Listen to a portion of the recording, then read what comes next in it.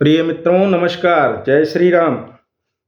आज मैं एक नए विषय पर आपसे चर्चा करने के लिए प्रस्तुत हुआ हूँ। मित्रों, मैंने देखा है कि हम अपने घरों में अपने बच्चों को, अपने परिवार वालों को बार बार दूसरे का एग्जाम्पल देते रहते हैं। फला व्यक्ति ने ये कर लिया, उसने वो कर लिया, तुम भी ये कर सकते हो, तुम भी ये कर सकते हो। हम उनको बार बार मोटिवेट करने की कोशिश करते हैं। लेकिन मित्रों, हाथी को पेड़ के चढ़ने के लिए मोटिवेट नहीं किया जा सकता है। हाथी की पावर जहां पे है, हाथी की शक्ति जिस कार्य में है, उस कार्य में ही उस पावरफुल है। इसीलिए हमें हमेशा रामचरितमानस का उदाहरण लेना चाहिए। रामचरितमानस हम पढ़ते तो हैं लेकिन विचार नहीं करते। सारे वानर इकट्ठे होते हैं, समुद्र के तट पे बैठे हुए हैं। जामवंत सबसे पूछ रहे हैं कौन कौन उस पार जा सकता है। सबने अपना अपना बल बताया। कोई कहता है मैं कुछ आधा जा सकता हूं, कोई कहता है मैं आधा तिहाई जा सकता हूं, कोई कुछ कहता है। निज निज बल सब काहू भाखा, पार जाई कर संशय राखा। सबने अपने अपने बल का बखान किया, लेकिन उस पार जाने में सबको संशय था। लेकिन अंगद क्या कहते हैं? अंगद कहा जाऊं मैं पारा, जिय संशय कछु फिर तीबारा। फिर भी जामवंत ने कुछ नहीं कहा। अंगद कहता है मैं उस पार जा सकता हूं। जामवंत क्या कह रहा है? जामवंत का तुम सब लायक, पठई किम सब ही कर नायक। जामवंत को पता है कि हमें किसको किस कार्य के लिए मोटिवेट करना है। हनुमान जी चुप बैठे हुए हैं। आप देखिए, जो बुद्धिमान व्यक्ति है वो हमेशा चुप रहता है, अपनी शक्ति का प्रदर्शन नहीं करता। हनुमान जी चुप बैठे हुए हैं। जामवंत किसको मोटिवेट कर रहे हैं? हनुमान जी को।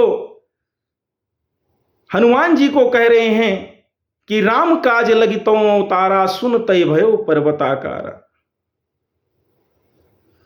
कि राम काज के लिए तुम्हारा अवतार हुआ है। जामवंत कहा सुन हनुमाना, का चुप साध रहा बलवाना। तुम क्यों चुप बैठे हुए हो? भगवान के कार्य के लिए तुम्हारा अवतार हुआ है, तुम उस पार जा सकते हो। हनुमान जी ने जब ऐसा सुना, जामवंत ने कहा राम काज लगितो अवतारा, सुन तय भयो पर्वताकारा। उसी समय पर्वत के आकार के हनुमान जी हो जाते हैं। हनुमान जी ने अपना बल दिखाया, लंका को गए, लंका जलाई, अनेक प्रकार के राक्षसों को मारा। उसके उपरांत वापस आते हैं, सीता जी की खबर लेके। सीता जी को मुद्रिका वहां पे देते हैं, वहां से चूड़ामणि लेके आते हैं। तो हमें ये विचार करना चाहिए, हमें ये सोचना चाहिए कौन किस कार्य के लिए बना हुआ है, उसके बारे में विचार करके ही उसको उस हिसाब से मोटिवेट करना चाहिए।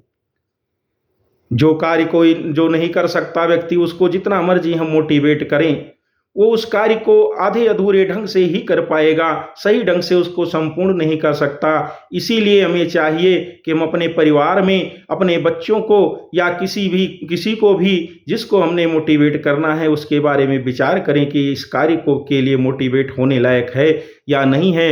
उसके हिसाब से ही हमें उसको मोटिवेट करना चाहिए।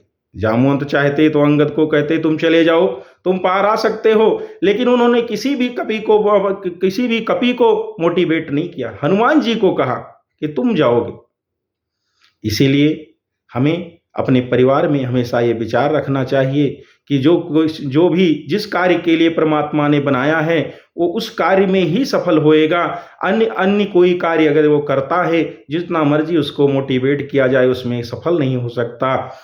इसीलिए हमको सभी को हमेशा रामायण आज हम पढ़ते हैं, उस पे हमें विचार करना चाहिए कि हम अपने परिवार के ऊपर कैसे इसको हम अप्लाई कर सकते हैं।